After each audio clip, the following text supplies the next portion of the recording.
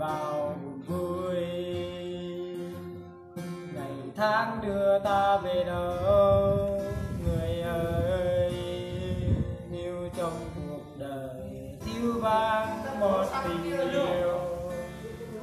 Yêu trong đời anh thiếu em từng đêm nhạc du thiên hát chơi vơi. Hỡi em, đời đã cho ta gặp nhau, từ đây trái tim hàng ngày những tháng năm chờ mong. Biết chăng lòng anh đã bảo, người xin lắng nghe lời con tim anh muốn nói. Tình yêu đó xin cho em một đời mãi không quên, bài hát tặng em mối tình khát khao.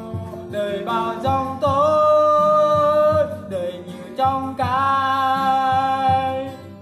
anh vẫn yêu tình yêu có em thôi.